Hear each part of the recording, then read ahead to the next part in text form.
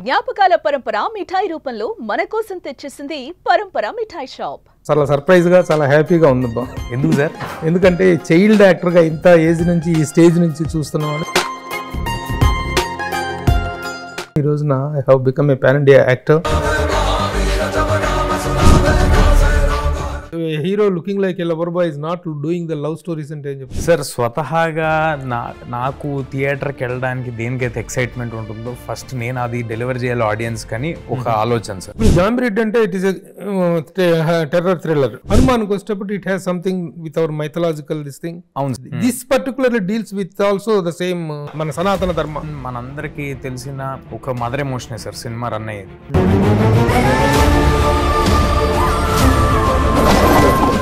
దీంట్లోకి వచ్చేటప్పుడు హనుమాన్ అనేటువంటి very catchy title. What is Mirai? సినిమాలో వేరే వేరే అర్థాలు కూడా చెప్పడం జరిగింది sir. Relates to the content అంటే అది మొత్తం సినిమా అంతా టైటిల్ గురించి sir. How big is this film అంటే ఏం చెప్పి? Not very big sir. Who is the mother? Played Shreya గారు. శ్రేయా చేసింది.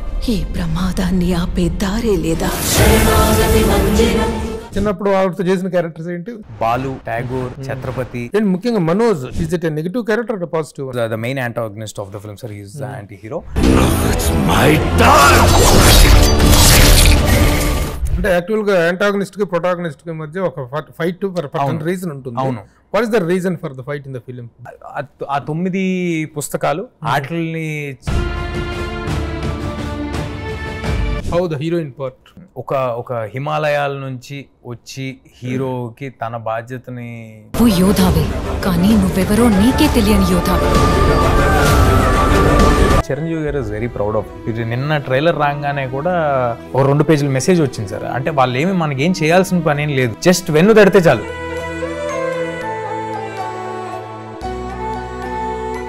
Hi, hello, namaste and welcome to my show from the bottom of the heart in Suman TV, the India's largest digital media platform. 2024లో హనుమాన్తో సంచలన విజయాన్ని సాధించి దేశవ్యాప్తంగా అద్భుతమైన ఐడెంటిటీ సాధించిన యువ సంచలనం మా తేజ సజ్జా 2025 సెప్టెంబర్ 12న మరో అద్భుతంతో రాబోతున్నాడు. మిరాయ్ ద సూపర్ యోధ అనేటువంటి ఒక అద్భుతమైన టైటిల్తో వస్తున్నాడు. ఆ సినిమాకి సంబంధించిన వివరాలు, విశేషాలు, కబుర్లు అన్ని తనతో మాట్లాడుకుందాం. Sajja, welcome sir. Thank you sir. Thank you for having me. చాలా సర్ప్రైజ్ గా చాలా హ్యాపీగా ఉందబ్బా. ఎందుకు సార్? ఎందుకంటే చైల్డ్ యాక్టర్ గా ఇంత ఏజ్ నుంచి ఈ స్టేజ్ నుంచి చూస్తున్నవాడు ఈ రోజున I have become a pan India actor. Sir అదే అసలు అదేం లేదు సార్. పాన్ ఇండియా అదంతా ఓకే, ఒక పాన్ ఇండియా స్థాయిలో ఒక విజయం సాధించినప్పుడు పాన్ ఇండియా ఐడెంటిటీ అనేటువంటిది వస్తుంది. It is natural, it is inevitable, you can't avoid that and you have to welcome and you have to enjoy that. ఇప్పుడు ఇది కూడాను పాన్ ఇండియా స్థాయిలోనే with all in all languages, అన్ని languages లో release అవుతుంది. అసలు ఏంటి దీనికి, how this film is taken? Sir, Hanuman release కంటే ముందే కార్తిక్ గారు నాకు వచ్చి ఐడియా చెప్పడం జరిగింది సార్. నాకు ముందు నుంచి ఒక చాలా గట్ ఫీలింగ్ ఉండింది, హనుమాన్ చాలా పెద్ద సినిమా అవుద్దని, పిల్లలందరికీ నచ్చే ఒక సినిమా అవుద్దని, ఫ్యామిలీస్ అందరిలో ఒక లార్జర్ ఆడియన్స్ లోకి నేను వెళ్తానని నాకు ఒక గట్ ఫీలింగ్ ఉండేది. సో అందుకే ఒక 2.5 ఏళ్ళు 3 ఏళ్ళు తీసినా కూడా హనుమాను మధ్యలో ఎన్నో అవకాశాలు వచ్చినా కూడా నేను కమిట్ అవ్వలేదండి. ఎందుకంటే దాని తర్వాత రాబోయే సినిమా ఇప్పుడు నేను కేటర్ చేస్తున్న ఆడియన్స్ అందరికీ మళ్ళీ కేటర్ చేసేలాగా ఉండాలి అని కమిట్ అవ్వకుండా వెయిట్ చేస్తూ ఉన్న టైంలో కార్తిక్ గారు వచ్చి ఐడియా చెప్పడం, ఇంతకంటే చేయగలిగింది ఏం లేదు, దిస్ ఇస్ ద బెస్ట్ అని నేను ఫీల్ అవుతా. ఇమ్మీడియట్ గా I jumped in to it and today I'm really happy that Hanuman తర్వాత ఇమ్మీడియట్ గా ఇంకొక ఫాలో అప్ సినిమా మళ్ళీ అంతటి లార్జర్ ఆడియన్స్ ని కేటర్ చేయగలిగే కథ, అందరినీ మెప్పించగలిగే, అంటే అన్ని ఏజ్ గ్రూప్స్ మెప్పించగలిగే ఒక కథ దొరకటం అనేది చాలా అరుదుగా జరుగుతాయి sir. And back to back దొరకటం అనేది ఇంకా అరుదుగా జరుగుతుంది. ఇప్పుడు హనుమాన్ కంటే ముందే విన్నాను అనుకోమంటే ముందే కమిట్ అయ్యాను సినిమా రిలీజ్ కంటే ముందు. అదే రిలీజ్ కంటే ముందే. అవును సార్. కానీ after the release of Hanuman your graph or your అవును sir success rate has gone very high. అవును సార్. తర్వాత ఎక్స్పెక్టేషన్స్ ఇంకా పెరుగుతాయి. అప్పుడు ఈ మ్యాచింగ్ అనేటువంటిది ఎలా జరిగింది, హౌ యూ వర్క్డ్ అవుట్? ఎందుకంటే ఇప్పుడు హనుమాన్ హీరో అనేటువంటిది వచ్చింది రేపు, కంపారిజన్ వస్తుంది, హనుమాన్తో కంపారిజన్ వచ్చింది.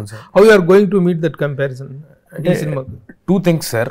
ఒకటి, ఆ సినిమా తర్వాత ఇంతకంటే బెటర్ ఫిల్మ్ అయితే నాకు తెలీదు, నా వరకు ఇప్పుడు రాలేదు. చాలా కథలు వినటం జరిగింది తర్వాత కూడా, ఈ సినిమా కమిట్ అయిన తర్వాత షూటింగ్ స్టార్ట్ అయ్యి ఈ లాస్ట్ 1 year లో కూడా. బట్ ఇంతకంటే మోర్ లార్జర్ ఆడియన్స్ ఫిల్మ్ నాకేం దొరకలేదండి first of all. So this is the best. రెండోది ఏంటంటే సార్, ఐ థింక్ ఆడియన్స్ కూడా ఏమి డెఫినెట్గా ఒక గుడ్ ఫీలింగ్ టువర్డ్స్ మన ముందు సినిమా, ఒక ఎక్స్పెక్టేషన్ టువర్డ్స్ ఇలాంటి సినిమాలు చేస్తాడు ఈ కుర్రాడు అనే ఒక ఎక్స్పెక్టేషన్ ఉండొచ్చు, కానీ వేరే సినిమాతో కంపేర్ చేసి చూడరు అని నేను అనుకుంటున్నాను సార్. ఎందుకంటే దీస్ డేస్ అందరి దగ్గర ఫోన్ ఉంది, అందరూ ట్రైలర్ చూసి సినిమాకి వస్తారు, అందరికీ అన్ని క్లారిటీలు ఉంటాయి. అండ్ నేను కూడా ఏమి మరీ ఆఫ్ ఎవేగా కూడా వెళ్ళట్లా ఫ్రమ్ మై ప్రీవియస్ ఫిల్మ్స్. నేనేం సడన్ గా లవ్ స్టోరీ ఒక థ్రిల్లర్ చేయట్లేదు మళ్ళీ అంతటి. అంటే నేను సేమ్ ఇది కాదు అడిగింది ఏంటంటే స్టెప్ హెడ్ వెళ్ళాల్సిన ఇదే కదా. అవును సార్, వెళ్ళగలిగినట్టు కంటెంట్ వెయిట్ 100% సార్. అంటే అసలు visual span of the film కానీ లేకపోతే మనం చెప్తున్న కథ కానీ కోర్ లెవెల్ ఎమోషన్ మనందరికీ తెలిసిన ఒక మదర్ ఎమోషనే సార్ సినిమా రన్ అయ్యేది. పైన మేము ట్రైలర్ చూస్తున్నట్టయితే మీకు అర్థం అవుద్ది, అశోకుడు 9 పుస్తకాలు, వాటిని తీసుకోవడానికి ఒక సూపర్ ఫోర్సు, దాన్ని ఆపడానికి హీరో, ఇదంతా ఉన్నప్పటికీ కోర్ లెవెల్లో ఒక తల్లి ఆశయం కోసం కొడుకు ఎంత దూరం వెళ్ళాడు, తల్లి కథను ఎలా తెలుసుకున్నాడు, ఏం చేశాడు అనేదే సినిమా సార్. సో కోర్ లెవెల్లో మన తెలుగు నేటివిటీ బాగా గట్టిగా ఉండే సినిమా. బట్ ఇంత ఇంటర్నేషనల్ స్టాండర్డ్స్లో తీయగలటం, ఇంత గొప్పగా చేయగలటం, I'm really lucky to have Karthik sir and Vishwaprasad garu అంత ప్యాషనేట్ ప్రొడ్యూసర్ దొరకడం ఐఎమ్ వెరీ హ్యాపీ సార్. హీరోగా టర్న్ అయిన తర్వాత వన్స్ ఓ బేబీ అయిపోయింది, బేబీ తర్వాత ఒక చిన్న గ్యాప్, మళ్ళీ ఆ గ్యాప్ తర్వాత జాంబిరెడ్డితో జాంబిరెడ్డి ఫుల్లీ ఎస్టాబ్లిష్డ్, చాలా బాగుంది. అదే ఒక డిఫరెంట్ జోనర్, అది రెగ్యులర్ జోనర్ కానీ కాదు. నెక్స్ట్ హనుమాన్కి వస్తే it is also different genre. This is also ఈ జనరల్ లవ్ స్టోరీలు కానీ జనరల్ కంటెంట్ ఓరియంటెడ్ మామూలుగా సోషల్ ఫిలిం, ఎన్ని సోషల్ ఇవి ఈ మూడు కూడాను డిఫరెంట్ జోనర్స్. అవును, అది కూడా అద్భుతం సినిమా, అది కూడా టైం డిఫరెన్స్ మీద ఉండే ఒక fantasy cinema. Why a lover boy hero looking like a lover boy is not doing the love stories అంటే ఏం చెప్తారు సార్? స్వతహాగా నాకు థియేటర్కి వెళ్ళడానికి దేనికైతే ఎక్సైట్మెంట్ ఉంటుందో ఫస్ట్ నేను అది డెలివర్ చేయాలి ఆడియన్స్ కని ఒక ఆలోచన సార్. అంటే అవి చేయకూడదని కాదు, అలాంటి వాటిల్లో ఎక్సైట్మెంట్ వచ్చే కథలు నా వరకు రాలేదు.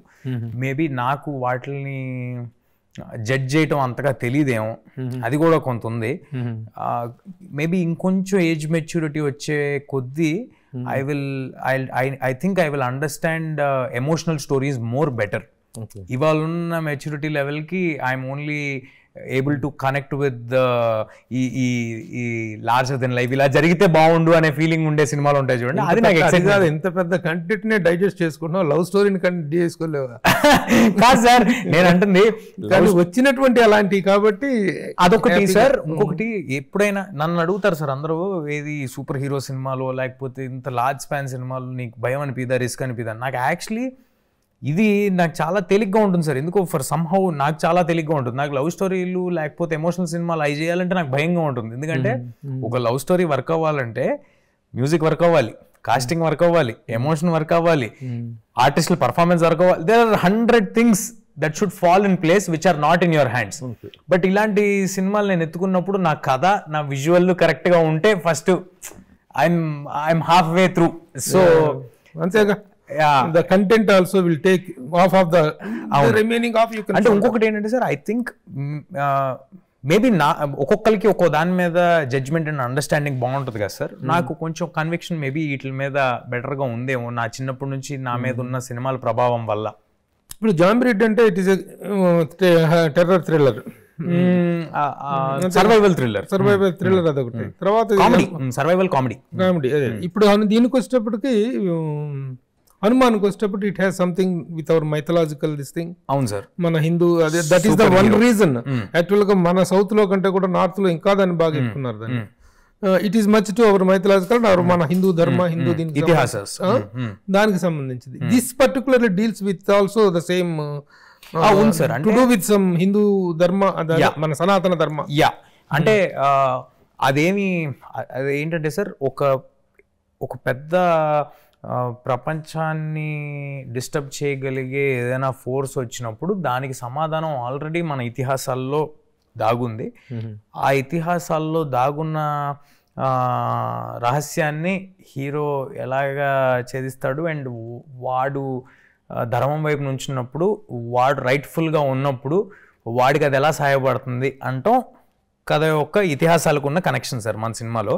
బట్ నాకు నచ్చేది ఏంటంటే సార్, ఏ మాత్రం ప్రీచీగా లేకుండా ఒక ఫ్యాంటసీ, యాక్షన్, అడ్వెంచర్ వాటిల్లో చాలా కూల్ గా మన ఇతిహాసాల్లో ఉన్న మారల్స్ ని చెప్పడం ఉంది చూసారు సార్. మోర్ దెన్ మన దేవుడు అదంతా ఓకే సార్. అదంతా కాకుండా మన ఇతిహాసాల్లో రామాయణ మహాభారతాల్లో ప్రతి ఒక్క విషయం గురించి, మీకు తెలియదు కాదు, జనరల్గా యంగర్ ఆడియన్స్ కోసం చెప్తున్నా, ప్రతి ఒక్క విషయం గురించి లైఫ్ లో ఒక మారల్ ఆల్రెడీ పెట్టేసి ఉంది. చాలా చిన్నగా 1 లైన్లోనే పెట్టేసి ఉంది. మా జనరేషన్కి ఆ నాలెడ్జ్ లేకుండా పోయింది. బట్ హనుమాన్లో ఒక్కొక్క మాట ఒక గూస్ బంప్స్ ఇచ్చే ఒక ఎలివేషన్ లాగా చెప్పడం జరిగింది. అండ్ ఎప్పుడైతే పేరెంట్స్ వాళ్ళంతా మా పిల్లలు చాలా ఎక్సైట్ అయ్యారండి, ఒక విషయం తెలుసుకున్నారండి, దే టర్న్డ్ లిటిల్ స్పిరిచువల్, ఇలాంటి మాటలు అంటే అంతకంటే గొప్ప టేక్ అవే ఏముంది sir? When we are influencing in rightful way. ముఖ్యంగా ఏంటంటే ఇమీడియట్ గా చిల్డ్రన్ కానీ వీళ్ళు కనెక్ట్ అయ్యేటువంటిది. పెద్దవాళ్ళకి ఎలాగో ఇది హనుమాన్ అనేటువంటిది ఇమీడియట్ గా కనెక్ట్ అయ్యేటువంటి. అట్ ద సేమ్ టైమ్ ఇప్పుడు దీంట్లోకి వచ్చేటప్పటికి హనుమాన్ అనేటువంటి వెరీ క్యాచీ టైటిల్, మనందరికి ప్రతిరోజు లేవగానే స్మరించుకునే పేరు కూడా. But what is Mirai? Mirai అంటే అర్థం ఏంటంటే sir, future, hope for future, hope for the future. సినిమాలో వేరే వేరే అర్థాలు కూడా చెప్పడం జరిగింది సార్. అంటే మా దగ్గర ఇంకా కొంచెం మన నేటివిటీకి తగ్గ టైటిల్స్ కూడా కన్సిడరేషన్ లో ఒరిజినల్ గా ఉండినాయి. కానీ కార్తిక్ గారు డెఫినెట్ గా లేదు, మిరాయ్ అనేది ఒక కొత్త సౌండింగ్, ఒక కొత్త word, it will go great in to the audience and cinema తర్వాత ఇంకా ఎక్కువ మందికి రీచ్ అవుద్ది సో అని ఆయన నమ్మటం జరిగింది. What are the other titles that are considered? ఎందుకు లేండి సార్, తర్వాత ఎప్పుడైనా వాడుకుంటా, రిజిస్టర్ చేసి పెట్టుకున్నాం, తర్వాత ఎప్పుడైనా వాడుకుంటాయి. మంచి టైటిల్స్ సార్. అంటే how best it relates to the content అంటే టైటిల్, ఈ టైటిల్ సార్ అసలు మొత్తం సినిమా అంతా టైటిల్ గురించి సార్. అంటే ఆ ఆయుధం ఏదైతే, మీకు ఆల్రెడీ ట్రైలర్ చూస్తే అర్థం అవుతుంది, ఆయుధం ఏదైతే ఉందో ఆయుధం పేరు మిరాయ్. మనం అనుకున్న ఒక ఫ్యాంటసీ పేరు మిరాయ్ దాని. సో సినిమా అంతా దాని గురించి ఉంటుంది కాబట్టి చాలా క్లియర్ కట్ గా స్ట్రైట్ అవే, మనం ఏమి ఇతరత్రా తీసి పెట్టడం కాదండి. In terms of budget and span how big is this film అంటే ఏం చెప్తారు? Not very big sir, not as big as somebody would imagine. Trailer చూస్తే ఏదైతే ఇమాజిన్ చేస్తారో దానికి మేము అచీవ్ చేసిన దానికి సంబంధం లేదు. All credits to director and definitely production నుంచి అంత నమ్మకం, అన్ని రోజులు తీయగలగనిచ్చే, అంటే తీయండి మీరు అనుకున్నంత తీయండి, ఎంత అయినా తీయండి అని ఆయన చెప్పటం, దాన్ని ఎంతో బాధ్యతగా మేము తీసుకోవటం వల్లే ఈ సినిమా ఇలా తీయగలిగాం సార్. మీరు చూసిన విజువల్స్కి, మనం అచీవ్ చేసిన దానికి, రేపు సినిమాలు చూడబోయేదానికి మనం తీసిన బడ్జెట్స్కి అసలు సంబంధం పొందనే ఉండదు సార్. వెరీ మదర్ సెంటిమెంట్ అంటున్నా. Who is the mother? Played Shreya గారు అండి. శ్రేయా గారు చేసిన మదర్ క్యారెక్టర్. అవునండి. సినిమాలో చిన్నప్పుడు ఆవిడతో చేసిన క్యారెక్టర్స్ ఏంటి శ్రేయతో? నేను బాలు, ట్యాగోర్, ఛత్రపతి, సాంబా, ఇంకా గుర్తురాట్లేదు సార్, బట్ చేశాను, బాగానే చేశాను. చిన్నప్పుడు హీరో క్యారెక్టర్ ఉంటాయి. చిన్నప్పుడు హీరో క్యారెక్టర్లు ఏదో ఒక విధంగా కాంబినేషన్ లో కూడా చేశాను కానీ సార్, ఇప్పుడు కొడుకు పాత్ర ఎప్పుడు చేయలేదు. నాకు తెలిసి శ్రేయా గారు అసలు ఇప్పటి వరకు RRR ఒకటి చేసినట్టున్నారు మదర్ లాగా. బట్ ఇందులో కూడా మదర్ అంటే సరే ఎందుకులేండి, నేను ఎక్కువ రివీల్ చేసినట్టు అవుతుంది, రివీల్ చేసినట్టు అవుతుంది. అంటే టిపికల్ ఏ క్యారెక్టర్ కూడా సార్ సినిమాలో చేసిన ఎనీ ఆర్టిస్ట్ ఒక టిపికల్ మనం రెగ్యులర్గా చూస్తున్నట్టు ఏది ఉండదండి. చాలా strongly well return characters.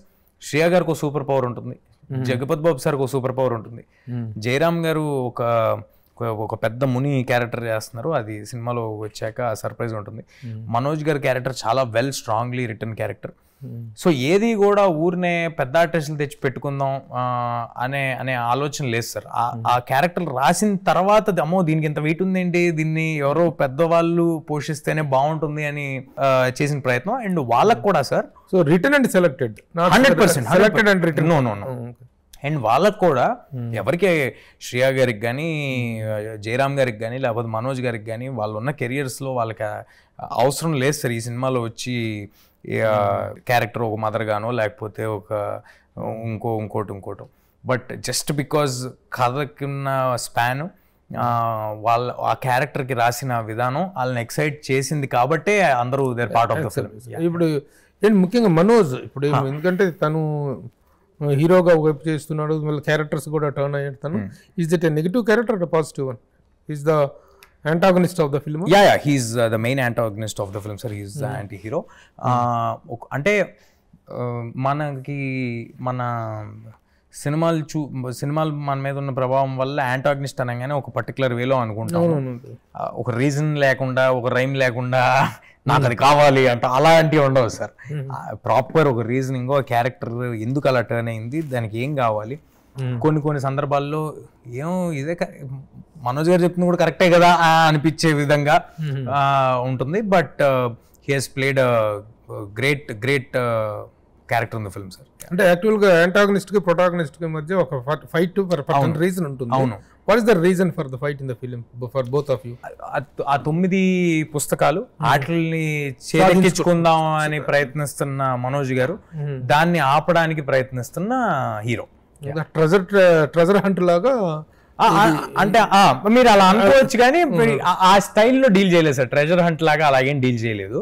Proper linear గానే ఉంటుంది. జగపతి బాబు గారి క్యారెక్టర్, జగపతి సార్ ఒక వెరీ స్ట్రాంగ్, ఒక గ్రంథానికి ఆయన యోధుడు సార్.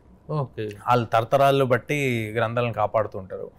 సో ఒక గ్రంథానికి ఆయన యోధుడు. ఆయన హీరోకి ఎలాగా సాయపడ్డారు, లేకపోతే ఆయనకి కథకి ఉన్న సంబంధం ఏంటి, మేజర్ సంబంధం ఏంటి, చాలా స్ట్రాంగ్ క్యారెక్టర్ సార్ జగపతి బాబు సార్ కూడా. Very good. How the heroine part sir? Ritika, heroine పేరు రితిక.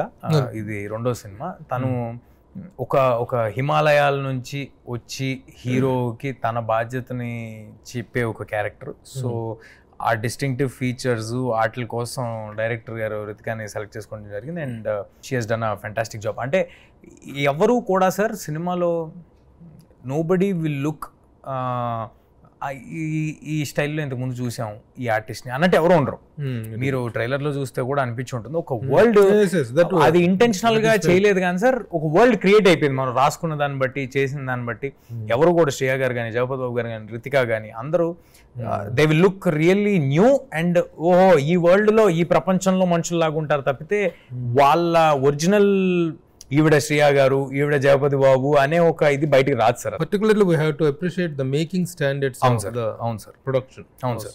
విశ్వప్రసాద్ గారు, how do you compliment him? Sir మామూలుగా మనం బయలుదేరి నా జర్నీలో 55 సినిమాలు చేసేసాను సార్. చాలా మంది ప్యాషనేట్ ప్రొడ్యూసర్స్ని చూశాను, ఓన్లీ వ్యాపారాలను చేసేవాళ్ళని. విశ్వ గారికి అసలు ఇది it is not business sir. ఆయనకి ఏదో కొంచెం గ్రేట్గా చేయాలి అని బయలుదేరి వచ్చిన ఆయన. అదే నా మనస్తత్వం కూడా. 2-3 సినిమాలు చేసేయాలనేది నా మనస్తత్వం కాదు సార్. ఏదో గ్రేట్గా చేయాలి అనేది నా మనస్తత్వం. సో అలాగా ఒక ఈక్వల్ మైండ్ సెట్ ఉన్న ప్రొడ్యూసర్ నాకు పరిచయం అవటం, లేకపోతే ఆయనతో కలిసి పనిచేయటం అనేది ఐఎమ్ రియల్లీ హ్యాపీ. సినిమా ఎండింగ్కి వచ్చేపాటికి యూజువల్గా ఎప్పుడు అందరూ మంచి మాట్లాడుకోరు, but I'm absolutely happy with how Vishwa sir has made this film. Or ఆయనకి సినిమా పట్ల ఉన్న కాన్ఫిడెన్స్, ఆయన సినిమాకి పెట్టిన ఎఫర్ట్. నాకు ఒకటే సినిమా ఉంది సార్ చేతిలో, నేను మల్టిపుల్ ఫిల్మ్స్ పెట్టుకోవాలా. డైరెక్టర్ గారు ఒకటే సినిమా ఉంది, మల్టిపుల్ ఫిల్మ్స్ పెట్టుకోవాలా. మేము అంత ఎఫర్ట్ పెడుతున్నామంటే ఓకే. ఆయనకి ఒక 6-7 సినిమాలు రన్నింగ్లో ఉన్నాయి, ఒక 6-7 సినిమాలు డిస్కషన్లో ఉన్నాయి, ఒక 5-6 వ్యాపారాలు వేరే ఉన్నాయి సినిమాకి సంబంధం లేని. అయినా కూడా ఆయన అంత ఎఫర్ట్ పెట్టడం, రోజులో ఒక 4-5 గంటలు మీరు ఆయన ఏం చేద్దాం, మీరు ఆయన ఎలా చేద్దాం, ప్రమోట్ అనే కాదు sir, how do we support the whole crew sir. డబ్బులు ఇన్వెస్ట్ చేయటం, ప్రమోట్ చేయటం, చాలా బ్యానర్స్ ఉంటాయి, స్టూడియోస్ ఉంటాయి, ఎక్కడ బాంబేలో కూర్చుని కూడా చేస్తూ ఉండదు సార్. బట్ ఒక సింగిల్ ఫోన్ కాల్లో నేను తేజాకి అవైలబుల్గా ఉంటా, ఒక సింగిల్ ఫోన్ కాల్లో నేను కార్తిక్ అవైలబుల్గా ఉంటా. వాళ్ళకి ఏమైనా ఏ ఇష్యూ ఉన్నా ఫోన్ చేస్తే నేనున్నాను అనిపించేలాగా వెనకాల ఉంటానంటాం. దట్ ఈస్ అబ్సల్యూట్లీ వెరీ యాక్చువల్గా ఆయన బోర్డు. ఇది ఇప్పుడు మీ ఇద్దరు కలిసి సబ్జెక్ట్ డిస్కస్ చేసుకున్న తర్వాత ఆయన ముందు పుట్టప్ చేశారా, లేకపోతే ఎట్లా? ఒక విచిత్రంగా జరిగిన కొలాబరేషన్ సార్. కార్తిక్ గారు మల్టిపుల్ ఫిల్మ్స్ పీపుల్ మీడియాకి డిఓపిగా వర్క్ చేస్తున్నారు. కార్తికేయ 2 కానీ, ధమాకా కానీ, తర్వాత ఇంకా 2 సినిమాలు కూడా చేశారు. సో విశ్వ గారికి, కార్తిక్ గారికి మంచి రిలేషన్ ముందు నుంచి ఉంది. నేను కార్తిక్ గారు సినిమా చేద్దాం అనుకున్న తర్వాత నాకు వేరే ప్రొడక్షన్లో కమిట్మెంట్ ఉంది. నేను అక్కడ చెప్పించేసి అంతా అయిపోయి ముందుకు వెళ్ళిపోతున్నప్పుడు దెన్ విశ్వ గారికి తెలిసి, విశ్వ గారు కార్తిక్ని అప్రోచ్ అయ్యి మాతో మాట్లాడి, లేదు విల్ డూ ఇట్, మీరు ఎంత అంబిషియస్గా అంటే అలా చేద్దాం అని చెప్పి then he spoke to the other producer, నేను ఎవరికైతే కమిట్ అయ్యి ఉన్నాను వాళ్ళతో మాట్లాడి let me do the film, you also be a little part of it, ఏదో ఒక విధంగా కనీసం క్రెడిట్ విధంగా అయినా ఉండండి, but I want to make this film ambitiously అన్నారు. అండ్ ఎవరైనా వాళ్ళకి వాళ్ళు పూనుకుని రావటం అంతకంటే కావాల్సింది ఏముంది సార్, వాళ్ళతోనే పని చేయాలనుకుంటాం కదా మనం ఎప్పుడు. How about Karthik Ghattamaneni? Sir ఒక supremely talented craft men and great human being. Cinema తప్పితే ఈ 2-2.5 ఏళ్ళ జర్నీలో మా మధ్య వేరే డిస్కషన్ లేదు. మేము ఆనందంగా మాట్లాడుకున్నా, మేము గొడవలు ఆడుకున్నా, లేకపోతే ఏం చేసినా సినిమా గురించి అది. ఇంకా అది తప్పితే ఇతరత్ర డిస్కషన్లో లేకపోతే ఏమి ఉండవు సార్. అండ్ తనే ఈ సినిమాకి డిఓపి అండ్ డైరెక్టర్ కూడా. ఇది నేను ఫస్ట్ టైం సార్, ఇన్ని చిన్నప్పటి నుంచి ఇప్పటి వరకు ఎప్పుడు నేను డిఓపి డైరెక్టర్ ఒకలే ఉండే సినిమా ఎప్పుడు చేయలేదు. అంటే ఎంత పీస్ఫుల్గా ఎంత ఆనందంగా ఉండిందంటే, డైరెక్టర్ చెప్తున్న డిఓపికి అర్థమైందా లేకపోతే ఇది బాగా డెలివరీ అయిందా అనే ఆలోచన అసలు లేదు. ఎందుకంటే తన మైండ్లో ఉన్నది తనే పిక్చరైజ్ చేయబోతున్నాడు. అండ్ ఎక్కడా కూడా sir one great thing about him, మనకు తెలియకుండా మన ఒరిజినల్ క్రాఫ్ట్ బయటకు వచ్చేస్తూ ఉంటుంది డిఓపి అనేది. అలా రానిలేదు సార్ తను.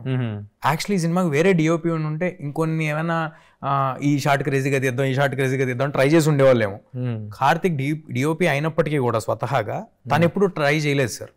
తను తన అంటే అది యాడెడ్ ఇదైందా 100%. తను ఎప్పుడు తన మేకింగ్ నిలబడాలి అనే ప్రయత్నం తను ఎప్పుడు చేయలేదు సార్. తను కథ చెప్పాలి, కథని ఎంత బాగా చెప్పాలి, ఎంత నీట్గా చెప్పాలనే ప్రయత్నమే తప్పితే తనలో ఉన్న డైరెక్టరే స్టాండ్అవుట్ అవుతాడు ఈ సినిమాతో. And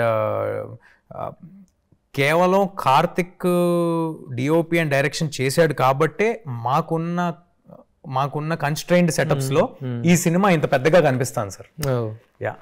how about you have made a special mention trailer launch లో మ్యూజిక్ గురించి స్పెషల్ గా మాట్లాడి you have appreciated the music director Hari. అవును సార్. ఏంటి అసలు మ్యూజిక్ ఇచ్చినటువంటి సపోర్ట్ ఏంటి? సాంగ్స్ కానీ సాంగ్స్ కు వస్తున్నటువంటి applause how? Extremely happy with Hari Gaura. అంటే ఈ మొత్తం టీము చాలా అరుదుగా కుదురుద్ది సార్. ఇలా ఓసారి నాకు ఇంతకుముందు హనుమాన్ కుదిరింది, చాలా అదృష్టంగా భావిస్తున్నాను నేను. అది మనం ఎంత అనుకున్నా అలా కుదరవు. ఏంటంటే టీంలో ఉన్న మెయిన్ 4-5 పిల్లర్స్ ఎవరైతే ఉన్నారో అందరూ కూడా ఎలాగైనా we have to prove ourselves అనే ఒక ఇది ఉంటుంది చూడండి సార్. ఆ ఫోర్స్ అనేది ప్రతిసారి కుదరదు sir. Most of the times end of the day ఏం చెప్పినా ఏం చేసినా, మేము ఆర్ట్ చేస్తున్నా క్రియేటివ్ ఫీల్డ్లో ఉన్నా కూడా end of the day most of them ఒక జాబ్ లాగా ట్రీట్ చేసి 4 సినిమాలు ఇదో సినిమా, దీనికి నేను ఎంత రెమ్యునరేషన్ తీసుకుంటున్నా ఏంటి అనే ఒక ధోరణి ఒకటి ఉంటుంది సార్. హనుమాన్ తర్వాత నేను ఇంకో సినిమా ఒప్పుకోలేదు ఇది కాకుండా అంటే ఓకే, హరి గౌరవ్ ఒప్పుకోలేదు సార్.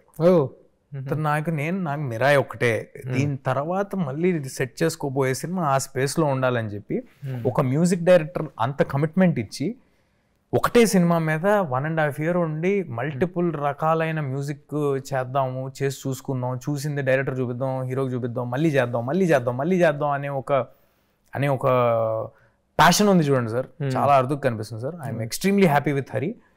చాలా గ్రేట్ పొజిషన్కి వెళ్ళబోతున్నాడు సార్ అతను. హనుమాన్ లో కూడా తన కాంట్రిబ్యూషన్ ఏంటో అందరికీ తెలిసిందే, అందరూ చూసిందే. చాలా సార్లు ఆ ఎలివేషన్లకి వాటికి ఒక చిన్న గూస్ బంప్స్ ఫీలింగ్ అది డెలివర్ అవుతుంటుంది.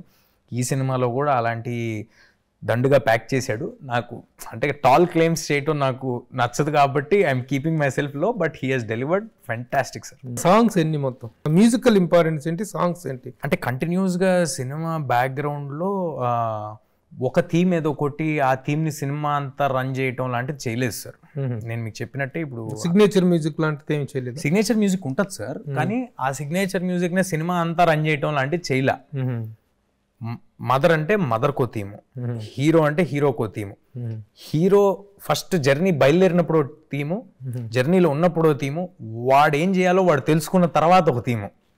మనోజ్ గారు ముందు ఒక థీము, తర్వాత ఒక థీము, ఆయన చిన్నప్పుడు ట్రాక్లకు ఒక థీమ్, ఇలాగా మల్టిపుల్ థీమ్స్ డెవలప్ చేసి వెళ్ళాడు సార్ తను.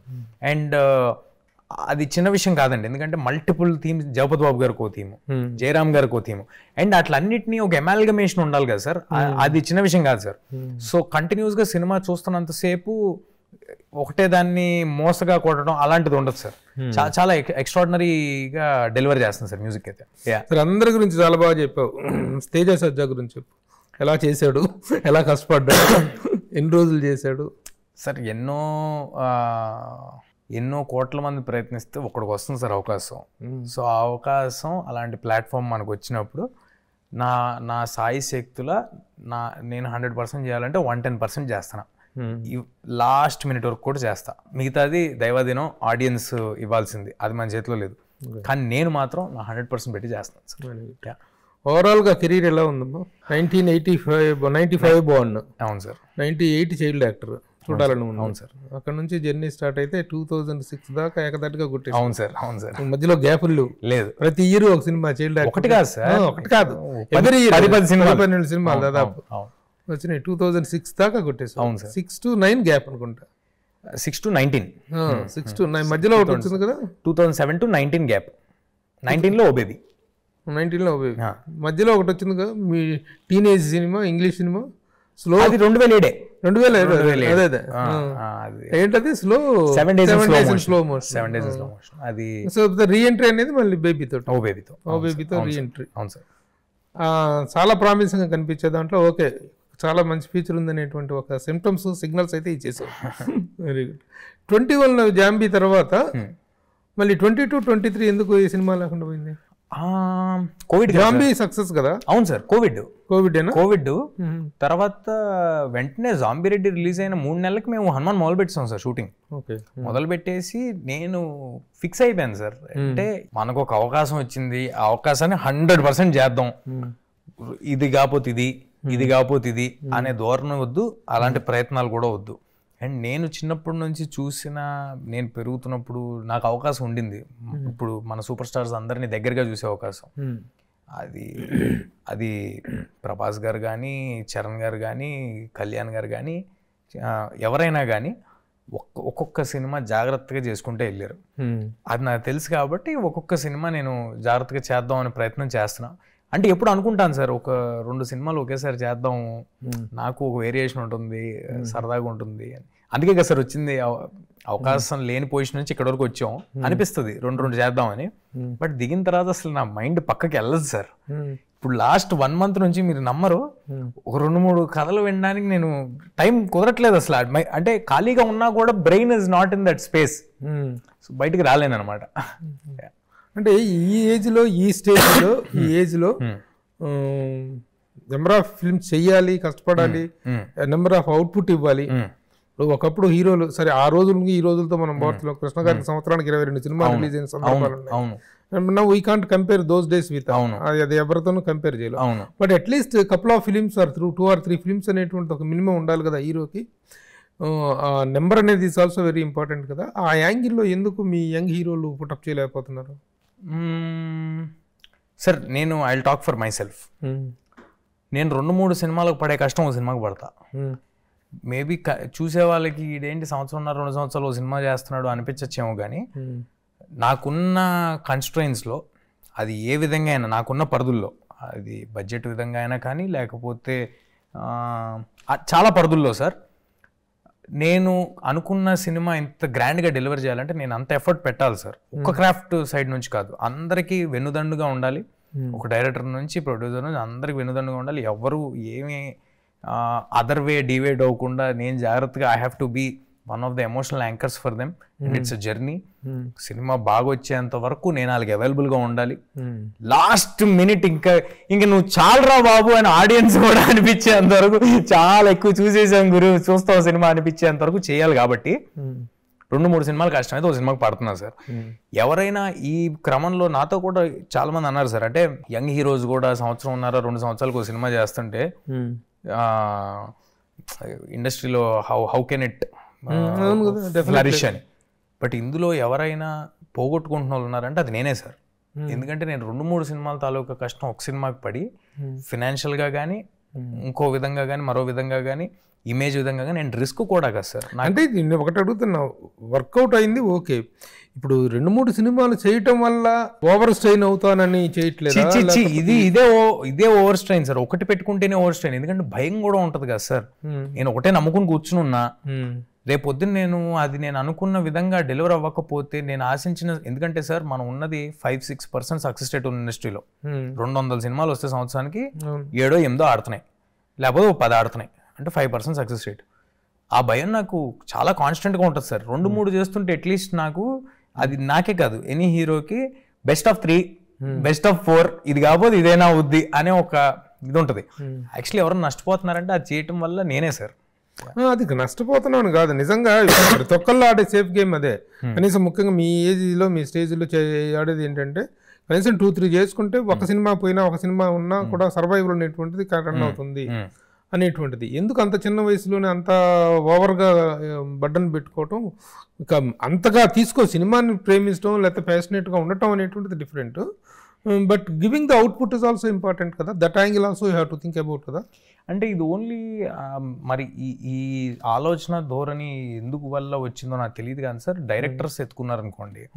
ఒకప్పుడు రాఘవేంద్రరావు గారు కానీ మీకు తెలియదేమో దాసరి గారు కానీ ఒకేసారి 3 సినిమాలు నడుస్తూ ఉండేవి కూడా ఎట్ ఎ టైం. 10 రోజులు దీనికి నడుస్తుంది. డైరెక్టర్ గా 4-5 సినిమాలు చేసిన సందర్భాలు ఉన్నాయి, ఒకేసారి నడుస్తూ ఉండే ప్యారలల్ గా. మరి ఇవాళ మన దగ్గర ఉన్న సూపర్ స్టార్ డైరెక్టర్స్ అందరూ 2 ఏళ్ళు 3 ఏళ్ళు వాళ్ళ టైము ఎఫర్ట్ అన్నీ పెట్టడం వల్లే కదా సార్ మనం మన సినిమాలని అంతర్జాతీయ స్థాయికి తీసుకెళ్ళగలుగుతున్నాం. అంటే నా ప్రయత్నం ఏదో అంతర్జాతీయ స్థాయికి తీసుకెళ్ళాలని కాదు సార్, అట్లీస్ట్ నా ఆడియన్స్ ఎవరైతే ఉన్నారో వాళ్ళకి సినిమా డెలివర్ చేసే రోజు నేను 100% నా ఎఫర్ట్ పెట్టాను అనే ఒక ఆనందం ఉంటుంది చూడండి సార్. ఇంకా I cannot do more than this satisfaction. That is up to you. ఇంకోటి అంటే ఈ స్ట్రెయిన్లో ఉన్నా కరెక్టే, దగ్గరికి ఏది రాలేదు. ఒక మంచి ప్రోడక్ట్ వచ్చింది అనుకో, తప్పకుండా సార్ చేయాలి 100%. అసలు దాన్ని రాకుండానే ఎలో చేయకుండా డోర్స్ క్లోజ్ చేసుకునేదిలో ఉండద్దు. అది అసలు ఎప్పుడు లేదు సార్. నేను ఎదురు చూస్తాను, ఇది అయిందాక వేరే కథ విన్ను వేరే సబ్జెక్ట్ విన్ను అనేటువంటి అది ఎప్పుడు లేదు సార్. అది ఎప్పుడు లేదు. ఈవెన్ అట్లీస్ట్ ప్రాజెక్ట్స్ ఆన్సెట్స్ లేకపోయినా ఆ మౌంటింగ్ స్టేజ్ లో ఉండటం అనేటువంటిది ఈజ్ ఇంపార్టెంట్. లేదు సార్, ఆన్ సెట్స్ కూడా నేను ఎదురు చూస్తుంటాను సార్. అంటే ఇప్పుడు ఉన్న సిచ్యువేషన్ లో ఎలా ఉందంటే సార్, రూమ్ ఫర్ ఎర్రర్స్ చాలా తక్కువ ఉంది సార్. అండ్ నాలాంటి యాక్టర్స్కి ఇంకా తక్కువ సార్. 2-3 తప్పులు జరిగినాయి అంటే మళ్ళీ చాలా ఇబ్బంది అయిపోద్ది కెరియర్కి. ఇక్కడ వరకు బిల్డ్ చేసుకున్న మొమెంటం పోద్ది. సో ఐఎమ్ 100% నేనేమి నా సైడ్ నుంచి ఏమీ చేయకుండా జస్ట్ సినిమా వస్తే వెళ్ళి షూటింగ్ చేసుకునే లాంటి కథ, లాంటి దర్శకులు, లాంటి ప్రొడ్యూసర్స్ దొరికితే నాకంటే అదృష్టవంతులు ఆనందించే వాళ్ళు ఇంకోళ్ళు ఉండరు. పీస్ఫుల్ గా ఉంటుంది కదా సార్, హ్యాపీగా. Next is what is with Teja Sajja happening? Zombie Reddy 2 ఒకటి అనుకుంటున్నాం sir. Out and out action comedy. మళ్ళీ అది ఏంటి, ఏ స్టేజ్ లో ఉంది? కథ ఆల్మోస్ట్ అయిపోవచ్చింది సార్. కథ ఎక్స్ట్రాడినరీగా వచ్చింది. కొంచెం సీన్లు అవి రాసుకుని నీట్గా జాగ్రత్త చూసుకుని ముందుకెళ్ళాలి. ఓకే. ఎవరు first filmy father is Chiranjeevi గారు? అవునండి. మిగతా అందరూ కూడాను అందరితో, అవునండి, తమ్ముడు క్యారెక్టర్లు క్యారెక్టర్ అందరితో చేశాను సార్. ఎలా ఉన్నాయి, వాళ్ళందరూ ఎలా అప్రిషియేట్ చేశారు? What was the applause you got from all of them? Sir మీరు అన్నారు కదా ఫస్ట్ సినిమా చిరంజీవి గారు. చిరంజీవి గారు is very proud of me sir. I'm very happy for that. ప్రతి సందర్భంలో వెన్నుతట్టి సూపర్ రా అని కనీసం నాకైనా అంటే ఏదో ఒక వ్యాలిడేషన్ ఉండాలి కదా సార్. మనం చేస్తున్న వర్క్కి కోరుకుంటాం కదా ఒక వ్యాలిడేషన్. ఇది నిన్న ట్రైలర్ రాగానే కూడా ఆయన ఇంత బిజీలో ఇన్ని నడుస్తున్నాయి చిరంజీవి గారికి. ఇప్పుడు తెలుసు మీకు స్కెడ్యూల్, ఒక 2 పేజీల మెసేజ్ వచ్చింది సార్. సో అలాంటి ఒక వెన్నుతట్టే మనిషి ఉంటే ఏం అవసరం లేదు సార్. అంటే వాళ్ళు మనకేం చేయాల్సిన పని ఏం లేదు, జస్ట్ వెన్ను తడితే చాలు. అదే ఒక కొండంత బలం. కానీ చిన్న వయసు నుంచి చేస్తుండటం వల్లనేమో ఈ వాతావరణంలో పెరగటం వల్లనేమో నీ మాటలో కానీ నీ బిహేవియర్లో కానీ ఎంతో పద్ధతిగా, ఎంత చక్కగా ఆ యాటిట్యూడ్ కానీ, ఇంత సక్సెస్ వచ్చిన తర్వాత దాంతో ఒక యాటిట్యూడ్ కానీ ఏమాత్రం కనిపించదు. ఇదే బిహేవియర్. ఎందుకంటే ఇండస్ట్రీలో టాలెంట్ వీటన్నిటికంటే కూడా ఇవన్నీ ప్రతి ఒక్కరికి ఉంటాయి. ప్రతి ప్రొఫెషన్లో ఎవరికి ఉంటే టాలెంట్ వాళ్ళకు ఉంటుంది. But behaviour makes a lot. Thanks lot sir. It makes that. ఆ యాంగిల్లో మాత్రం you are really very impressive. Congratulations. Thank you. Congratulations. Let us all wait for the big day, September 12th. Thank you sir. September 12th థియేటర్లో release అవుతుంది మిరాయి. తప్పకుండా థియేటర్లో మాత్రమే చూడండి. ఇలాంటి అద్భుతాలని, ఇలాంటి వండర్స్ని, ఇలాంటి మిరకిల్స్ని థియేటర్కల్ ఎక్స్పీరియన్స్లో ఎంజాయ్ చేసినప్పుడు మాత్రమే we can experience that feeling. అలాంటి ఒక సక్సెస్ని మనం ఈ టీంకి ఇద్దాం. All the best. Thank you sir. నేను చెప్పాల్సిన మాట కూడా మీరు చెప్పేశారు. యూ ఆల్సో సే ప్రతి సంవత్సరం థియేటర్లో మాత్రమే చూడాలనిపించే సినిమాలు చాలా అరుదుగా వస్తూ ఉంటాయి సార్. అందులో మిరాయ్ ఒకటి అని చాలా కాన్ఫిడెంట్గా చెప్పగలను. ఒక ఎక్స్ట్రాడినరీ విజువల్ ఫీస్ట్ లాగా ఉంటుంది సినిమా. అద్భుతమైన హైలు ఉంటాయి. ఒక మంచి స్ట్రాంగ్ కథ చెప్పబోతున్నాం. అండ్ ఎక్స్ట్రాడినరీ యాక్షన్ సీక్వెన్సెస్ ఉంటాయి. పిల్లలకి ఫ్యాంటసీ నచ్చుద్ది, యంగ్ అడల్ట్స్కి అందులోని ఎలివేషన్లు, అందులోని బిల్డప్లు, యాక్షన్ అవి నచ్చుతాయి. అండ్ మిగతా వాళ్ళందరికీ ఈ సినిమాకి మన ఇతిహాసాస్కి ఉన్న కనెక్షన్ని ఎలా బ్లెండ్ చేసామనేది నచ్చుద్ది. So proper family film sir. మొత్తం మన ఇంట్లో పిల్లల నుంచి పేరెంట్స్ని తీసుకుని వెళ్ళాలి అంటే వచ్చే సినిమా ఇస్ మిరాయ్. సో అందరూ తప్పకుండా సెప్టెంబర్ 12 థియేటర్స్కి వచ్చేసేయండి. ఫ్యామిలీస్తో పాటు మిరాయ్ని ఎంజాయ్ చేయండి. Thanks a lot. సుమన్ టీవీలో మీ పర్సనల్ అండ్ బిజినెస్ ప్రమోషన్స్ కోసం కింది నెంబర్కి కాంటాక్ట్ చేయండి.